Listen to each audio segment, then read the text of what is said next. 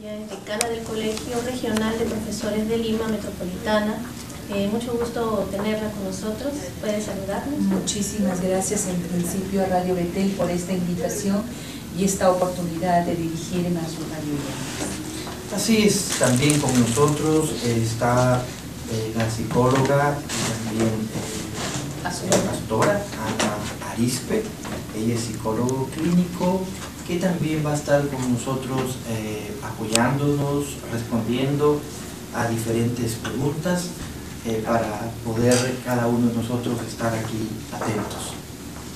Sí, que el Señor le bendiga, muy buenas tardes. Para mí es una bendición estar en el programa Creciendo con nuestros hijos y dispuesta a colaborar en todo lo que esté a mi alcance. Bien, para iniciar el desarrollo de este tema vamos a escuchar primeramente el informe. Habíamos dicho, la profesora Ana Marisol, decana del Colegio Regional de Profesores de Lima Metropolitana, a quien le damos la bienvenida y también quisiéramos un poquito comentar este informe, profesora Ana. Sí, en principio una vez más muchísimas gracias por la invitación. El tema que ustedes han cogido en esta oportunidad realmente es de vital importancia. No solo tiene que ver con los aprendizajes que se desarrollan en la escuela, sino que tiene que ver fundamentalmente con una capacidad estratégica para el desarrollo integral de una persona. Y como se podía escuchar a través de el primer documento o material que ustedes presentaron, ciertamente la capacidad de comprensión lectora tiene que ver con una serie de elementos y factores.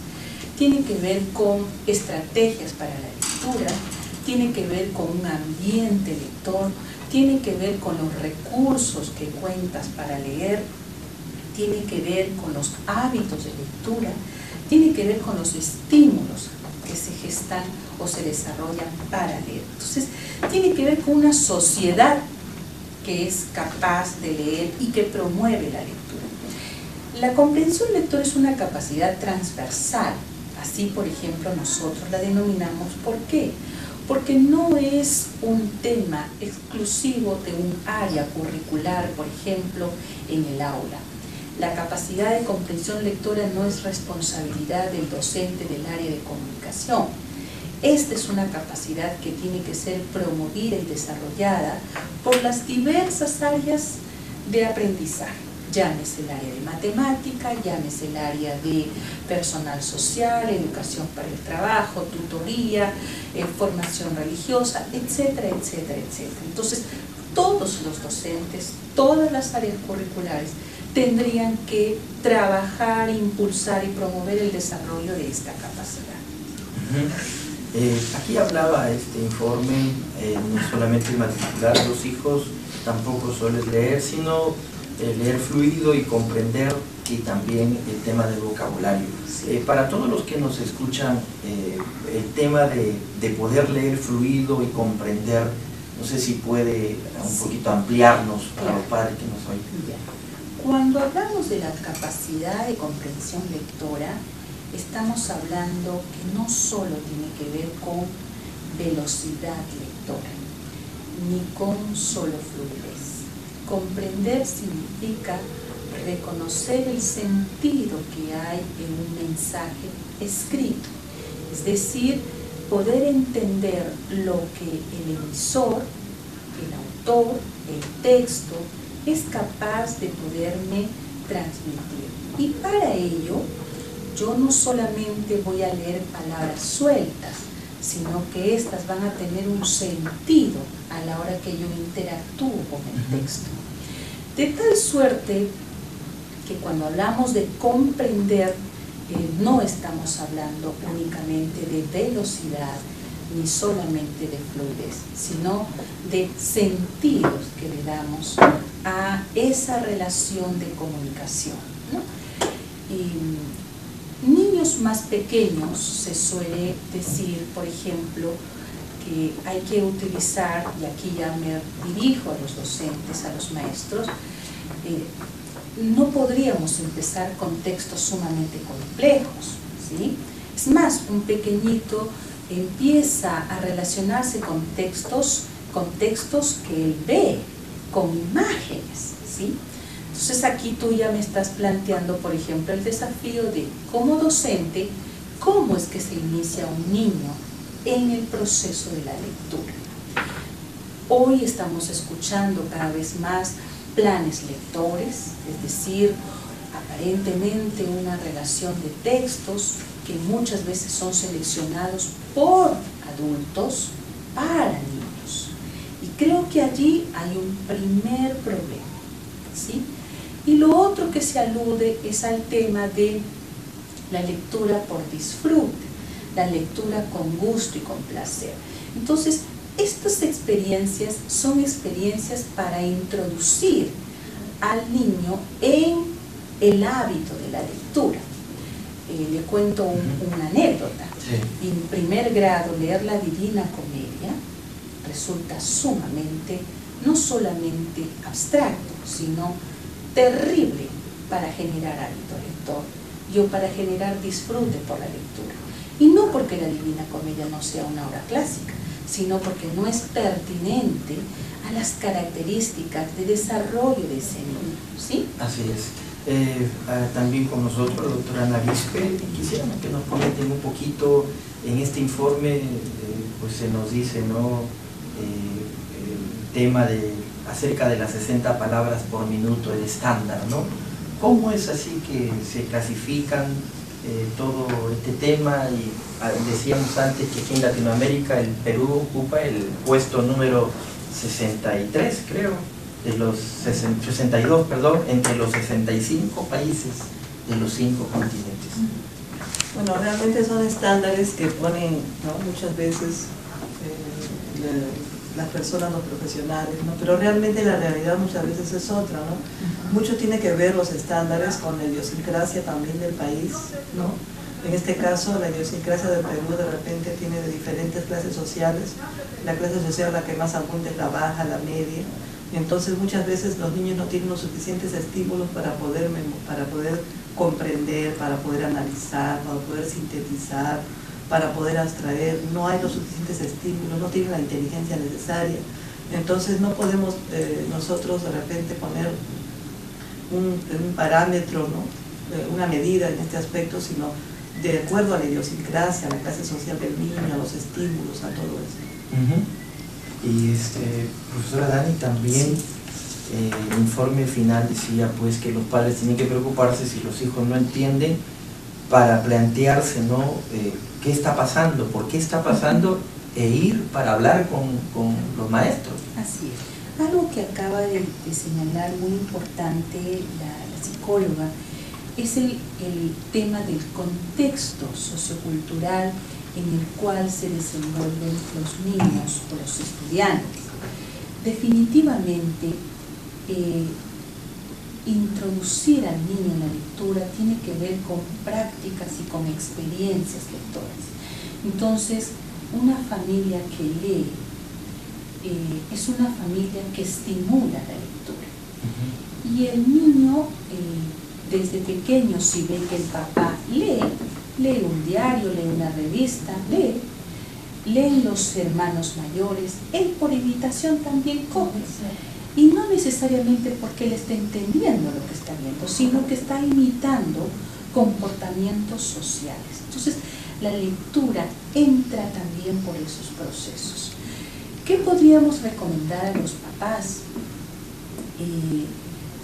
Recomendar en el sentido, por ejemplo, primero creo que, y rescatando también lo otro que se señala, es que todos los niños tienen y pueden desarrollar una lectura comprensiva, sino que hay que ver cómo lo iniciamos, por dónde empezamos, ¿sí? Yo podría sugerir que los papás generen un tiempo y un espacio, no solo para la lectura, sino para compartir con el niño. Y yo puedo compartir con él el texto que le ha dejado la escuela. ¿Sí? O sea, compartir, perdón, la lectura, o sea, el texto. Claro, puedo generar un pequeño espacio, es decir, tenemos nuevamente que recuperar tiempos con los hijos El hecho de que los padres trabajemos todo el día, el hecho de que la mamá trabaje, no justifica ni me exime de mi responsabilidad de compartir y acompañar en el desarrollo escolar de mi hija. Ya, profesora Dani, hay un asunto que estoy seguro los padres que nos están oyendo y algunas preguntas que ellos sepan cuáles son los beneficios de la lectura, aparte del tiempo que ellos van a disponer, pero que ellos sepan cuáles son los beneficios, en qué va a beneficiar a sus hijos dar ese tiempo. Fundamental. Si tú me estás refiriendo a compartir con mi hijo espacios de lectura, primeramente que genera una relación mucho más cercana padre-hijo, ¿sí? Segundo, los dos aprendemos, porque el mismo texto percibido por el niño puede ser distinto a percibido por el adulto, y eso es un espacio rico para generar diálogo, preguntas y respuestas entre papás e hijos. Lo otro es que tú puedes ir dándote cuenta cómo va desarrollando esta capacidad tu hijo y a lo mejor qué otros elementos requiere. A lo mejor puede surgir a partir de ello algunos compromisos mutuos. Podríamos ir extendiendo el tiempo de lectura, podríamos ir comprometiéndonos a que en vez de un regalo juguete yo te pueda regalar un libro, o que podamos comprar juntos un libro para que los dos podamos leer. Definitivamente, y de paso que tú estás fortaleciendo y desarrollando en tu hijo una capacidad fundamental. La comprensión lectora no es un tema solo de lectura. La comprensión lectora es un asunto de empoderamiento que tiene el niño, ¿sí?, del conocimiento. Si no lee bien, si no comprende lo que lee, lo que estamos haciendo es agudizar los niveles de exclusión social, agudizamos la pobreza y agudizamos un subdesarrollo como país, ¿sí? Entonces, este no es un simple tema de maestros ni de pedagogos, esto es un tema de política nacional. Y profesora Dani, ¿existen algunas estrategias para mejorar esta comprensión lectora? Sí, existen muchísimas estrategias. Desde las más sencillas que podríamos indicar a los papás, por ejemplo, ¿qué necesito para leer? Genérale un ambiente de lectura para tu niño, ¿sí? No hay casa rica ni casa pobre que no pueda generar un pequeño rinconcito o espacio donde leer. Podemos leer en la cocina, en la sala del comedor o qué sé yo. Sí, perdón, ¿cuál es lo básico de este ambiente? ¿Usted qué recomienda? Mucho tiene que ver con lo que señalaba la psicóloga anteriormente. Se ha ido identificando en niños, por ejemplo, que pueden hacer cosas a la vez. Yo me acuerdo que cuando yo estudiaba tenía que estar sin ruidos, sin televisor prendido, sin teléfono, ¿sí? Pero ahora los niños tienen muchas más habilidades y muchas más inteligencias, entonces definir que tiene que ser en absoluto silencio, que nadie le... O sea, eso ya no necesariamente suele ser así, pero sí generar, por ejemplo, un tiempo. Todos los sábados vamos a leer 2 horitas y juntos, pero claro, lo que pasa es que cuando la lectura se convierte en una obligación, rompes con la motivación intrínseca. La lectura tiene que ser un placer, ¿sí? Entonces tú puedes ir generando espacios y poco a poco vas incrementando.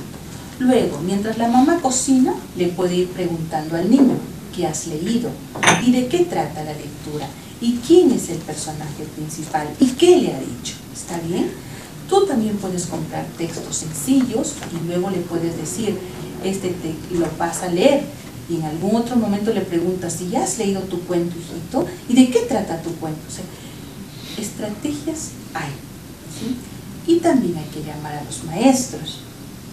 Los maestros tienen que acercarse cada vez más a las familias, porque aquí los aliados primeros son las familias. ¿Cómo educamos a través de la escuela de padres o la escuela de familia para que ellos también se conviertan en aliados estratégicos para promover la lectura en casa? Y la doctora Arispe, tener muchos libros en el hogar fomenta la lectura. Bueno, no tanto tener muchos libros, sino realmente tener libros que interesen a la mayoría de miembros de la familia, ¿no? Porque quizás yo puedo ser médico y tener bastantes libros de medicina en mi casa, pero de repente a mis hijos no les interesa la medicina y no se van a poder poner a leer esos libros, sino tratar de tener diferentes libros de diferentes intereses, ¿no? Que puedan llamar la atención de acuerdo a la edad de nuestros hijos, ¿no?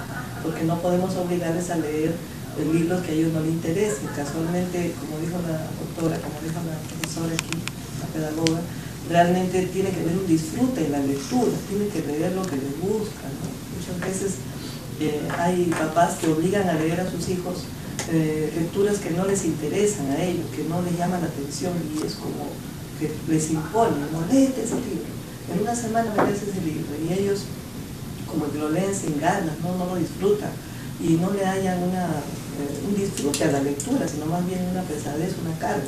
Entonces no es que tengan muchos libros en la casa, sino que tengan los libros que realmente son de interés para mis hijos, por supuesto sanos, ¿no? Para una mente sana. Doctora, profesora Dani, hay muchos padres que quieren que sus hijos saquen buenas calificaciones, que tengan buen rendimiento escolar, ¿no? ¿Se puede con la lectura lograr esto? Definitivamente que sí.